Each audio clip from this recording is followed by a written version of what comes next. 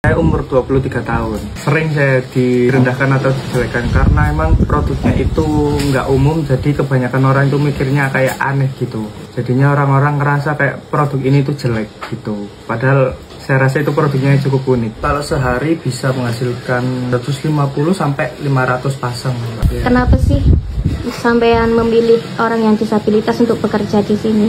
Perkenalkan, nama saya Muhammad Rizal Yudhistira, bisa dipanggil Rizal. Usaha saya di sepatu spesialis boot cewek. Mereknya KRW, Surodinawan Gang Tengah, nomor 26, Kota Mojokerto. KRW ini sebenarnya brand baru dari tahun kemarin, tahun 2023. Tahapan pembuatan sepatu. Yang pertama ada proses pola, yaitu proses menggambar desain secara manual di atas karton. Sesuaikan desain dan prototipe dengan ukuran sepatu. Desain sepatu yang diaplikasikan ke dalam karton dibagi menjadi beberapa bagian sesuai dengan proporsi bagian sepatu. Setelah mendapatkan pola sepatu, gambar pola sepatu di bahan spun-bun yang telah ditentukan menggunakan silver pen. Pemotongan bahan sesuai pola yang telah digambar. Setelah terpotong menjadi beberapa bagian, untuk merekatkan tiap-tiap bagian sepatu dilakukan pengeleman dengan lem latex. Pelipatan bagian-bagian sepatu untuk membuat tepi menjadi rapi. Supaya lebih rekat, dilakukan juga proses palu pada bagian yang telah dilipat. Proses selanjutnya, proses jahit, penggabungan tiap-tiap komponen hingga menjadi upper sepatu, menggunakan benang jahit sepatu.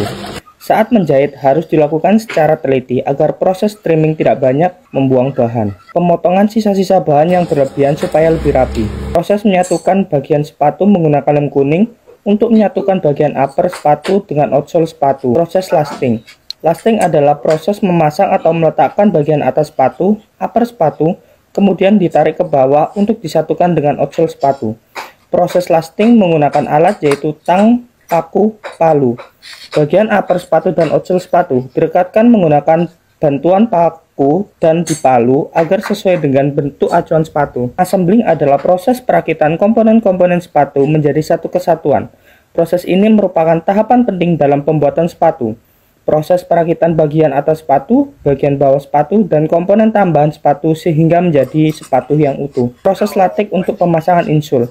Setelah proses assembling adalah proses pengeliman lem latex yang dioleskan di antara midsole dan insole bagian dalam sepatu. Proses yang terakhir packing, proses mengemas sepatu ke dalam kardus agar siap untuk dikirim. Kalau sehari ini bisa menghasilkan berapa pasang sepatu sih, Mas? Kalau sehari bisa menghasilkan 150 sampai 500 pasang. Terus biasanya dikirim ke mana aja? Untuk ngirimnya sekarang itu kita di Surabaya, Malang, sama Jogja, Mbak. Kalau sepatu KRW ini ada berapa macam varian sepatu, Mas? Dan harganya mulai dari berapa? Untuk sepatu kita di spesialis boot ya, ada mayoret, ada fashion, high heel, terus ada safety juga, terus selop manten juga ada.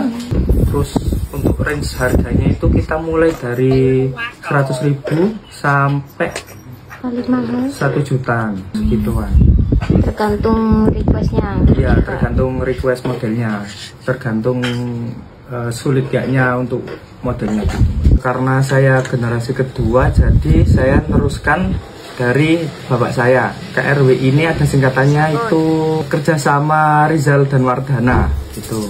Kalau Wardana sendiri itu sebenarnya toko bapak saya gitu, jadi kerjasama antara saya sama bapak saya. Jadi nama brand saya itu KRW, karya Rizal dan Wardana. Sebenarnya untuk usaha sepatu ini dari tahun 98. Tapi untuk brand KRW itu tahun 2023. Karena basic dari ayah itu sepatu, jadi saya meneruskan usaha ini. Saya umur 23 tahun. Sebelumnya saya gak bekerja sih, Mbak. Cuma langsung bekerja itu langsung menerusin usaha ini gitu. Jadi setelah lulus sekolah langsung ya, usaha ini ya? Setelah lulus kuliah itu saya langsung meneruskan pekerjaan ini. Untuk modal awalnya dulu ini berapa, Mas, kira-kira? Modal awal saya itu kurang lebih 10 jutaan. Pernah nggak sih ini usaha KRW ini direndahkan atau dijelekan gitu, Mas?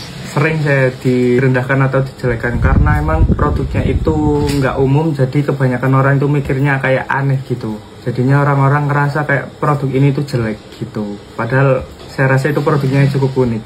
Titik terendahnya itu waktu COVID, itu benar-benar nggak ada orderan dan kita itu dalam beraktivitas itu dibatasin. Jadi saat itu adalah titik terendah saya.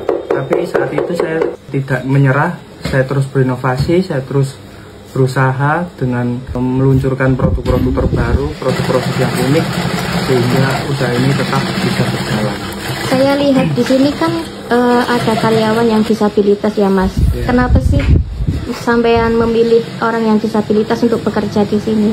Karena menurut pengalaman dan lihat di lingkungan sekitar, orang-orang disabilitas itu kurang dipercaya masyarakat dalam melakukan pekerjaan gitu. Jadi saya membantu mereka untuk membuka lapangan pekerjaan untuk mereka gitu. Jadi untuk ya setidaknya itu meringankan bebannya gitu. Kalau untuk yang disabilitas ada berapa orang karyawannya Mas? Untuk sekarang 3 orang. Untuk saat ini sekitaran 20 orang. Mau dibawa kemana sih usaha ini?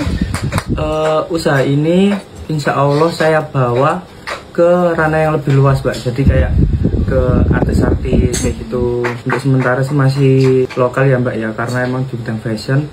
Jadi ya semoga kedepannya bisa sampai ke ranah atas gitu Mbak. Kalau misal nih Mas, ada yang mau niru atau ngikutin usaha KRW ini gimana menurut sampean?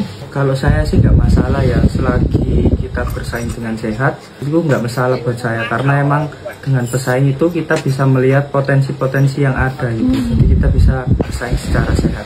Untuk saat ini apakah ada toko online shopnya Mas? Untuk saat ini ada, kita tersedia di Shopee dengan nama akun KRW Food.